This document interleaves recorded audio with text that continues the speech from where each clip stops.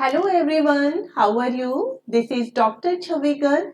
Welcome to my channel Krishna Institute of Law.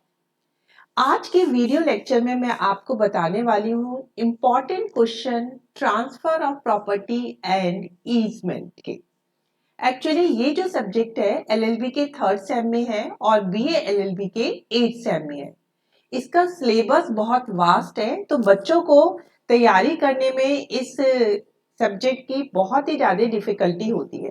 तो इसीलिए मैंने कुछ सेलेक्टेड इंपॉर्टेंट क्वेश्चन बनाए हैं। अगर आप सिर्फ इन्हीं क्वेश्चंस को भी कर लेते हो तो मुझे लगता है कि आपकी प्रिपरेशन बहुत ही आराम से हो जाएगी। तो without wasting any time let's get started.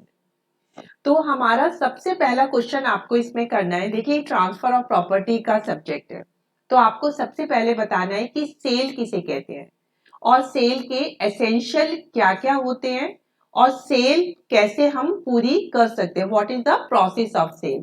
और अगर अगर हमें सेल को रिवोक करना है तो हम किस कंडीशन में जो है रिवोक कर सकते हैं। तो सेल में आपको 4 पॉइंट कवर करने। सेल का मीनिंग, अगर आप मीनिंग बहुत अच्छे से कर लेते हैं तो एसेंशियल अपने आप निकल के आ जाते हैं। तो सेल का मीनिंग, उसके एसेंशियल, सेल कैसे पूरी होती है और हम उसे रिवोक कैसे कर सकते हैं।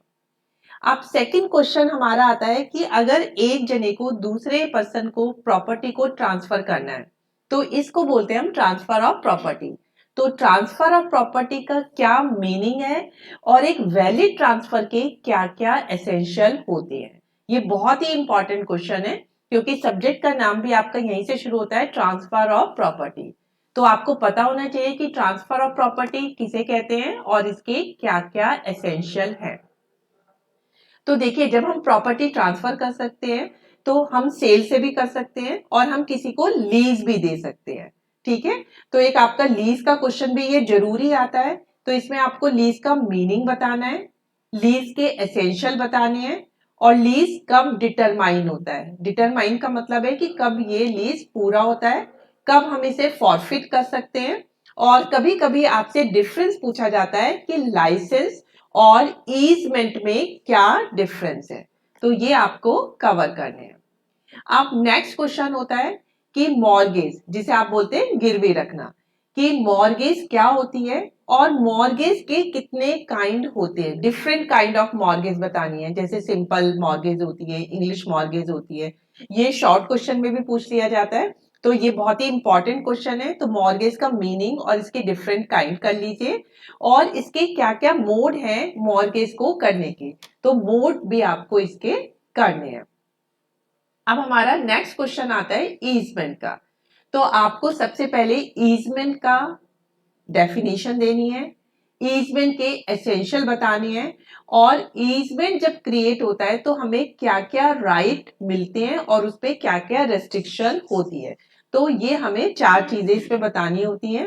ईजमेंट का मीनिंग, उसके एसेंशियल, क्या क्या राइट मिलते हैं और क्या क्या जो है रेस्ट्रिक्शन होती है। फिर इसी तरह से हम गिफ्ट के थ्रू भी प्रॉपर्टी को ट्रांसफर कर सकते हैं। तो आपको गिफ्ट बताना है और गिफ्ट के एसेंशियल बताने हैं। फिर है आपका सबरोगेशन। तो आपको सबरोगेशन, ये भी इंपॉर्टेंट क्वेश्चन है, ये भी आपका जरूर आता है। तो आपको सबरोगेशन का मीनिंग बताना है, इसके कितने डिफरेंट टाइप के काइंड्स हो सकते हैं, तो काइंड बताना है और कौन सबरोगेशन को क्लेम कर रहा है। फिर जो सबरोगेशन के 2 मेन काइंड है, लीगल एंड कन्वेंशनल, तो आपसे उसमें डिफरेंस भी पूछ लिया जाता है। तो सबरोगेशन में आप क्या कवर करेंगे, मीनिंग, एसेंशियल और कौन सबरोगेशन क्लेम कर सकता है और लीगल एंड कन्वेंशनल सबरोगेशन में क्या डिफरेंस होता है।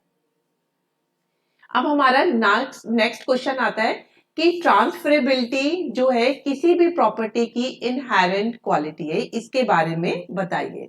और फिर इस रूल के आपसे एक्सेप्शन भी पूछ लिए जाते हैं। तो एक्सेप्शन बहुत इंपॉर्टेंट है। पहले तो आपको ट्रांसफरेबिलिटी का मीनिंग बताना है, फिर आपको इसके एक्सेप्शन भी बताने हैं।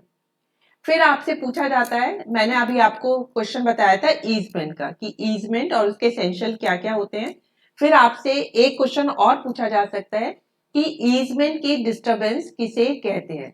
अगर कोई ईजमेंट को आपके डिस्टर्ब करता है तो उसके अगेंस्ट हमारे पास क्या क्या रेमेडीज होती है।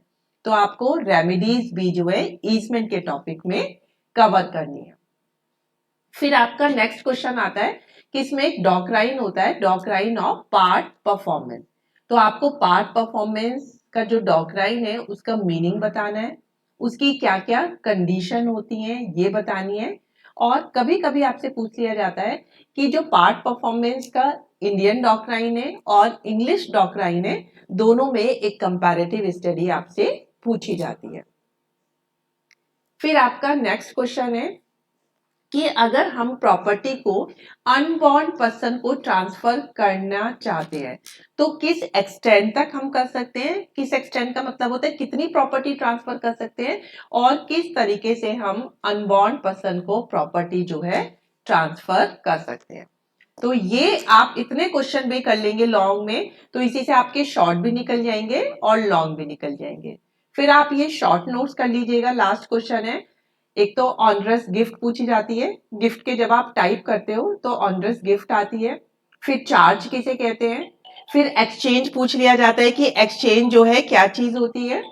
उसके बाद आपसे ऑस्टेंसिबल जो है ओनर पूछा जाता है कि ऑस्टेंसिबल ओनर किसे कहते हैं। फिर आपसे पूछा जाता है कि डोमिनेंट एंड सर्विएंट हेरिटेज किसे कहते हैं। ये भी जो है बहुत ही इंपॉर्टेंट है। तो जो है आपसे डोमिनेंट एंड सर्विएंट जो है हेरिटेज भी जो है पूछ ली जाती है। और फिर आता है आपका एसेंशियल ऑफ कंस्ट्रक्टिव नोटिस। तो ये भी आपसे पूछ लिया जाता है कि कंस्ट्रक्टिव नोटिस के क्या क्या एसेंशियल है। एक आपको मैंने डॉक्ट्राइन पार्ट परफॉर्मेंस का बताया है, एक डॉक्ट्राइन ऑफ इलेक्शन, ये भी पूछ लिया जाता है तो आप ये भी कर लीजिएगा। इमूवेबल प्रॉपर्टी का मीनिंग पूछ लिया जाता है, क्योंकि इस सब्जेक्ट में आपको प्रॉपर्टी को किस तरह से हम ट्रांसफर कर सकते हैं, सेल से, मॉर्गेज से, लीज से, गिफ्ट से, ये बताया गया है। तो कभी कभी आपसे इमूवेबल प्रॉपर्टी का सिर्फ मीनिंग ही पूछ लिया जाता है। फिर आपसे कुछ चीजों में डिफरेंस पूछा जाता है, जैसे actionable claim and mere right to sue, इन दोनों में क्या डिफरेंस है। फिर एक डिफरेंस पूछा जाता है profit A tender and easement में क्या डिफरेंस है। फिर आपसे पूछ लिया जाता है वेस्टेड और कंटीजेंट इंटरेस्ट में क्या डिफरेंस है। एक आपसे पूछा जाता है कि मॉर्गेज का चार्ज के साथ या मॉर्गेज का लीज के साथ क्या डिफरेंस है। तो ये आप जो डिफरेंस है ये आप कर लीजिए और जो मैंने शॉर्ट नोट बताए ये कर लीजिए। तो इससे सिलेबस आप बहुत कॉम्पैक्ट फॉर्म में कर सकते हैं और आप आराम से बिल्कुल कॉन्फिडेंटली अपने क्वेश्चन पेपर को एग्जाम में क्रैक कर सकते हैं। तो आई डू होप कि ये मेरे इंपॉर्टेंट क्वेश्चन आपके लिए बहुत ही बेनिफिशियल होंगे। So that's all for today lecture. Thank you very much.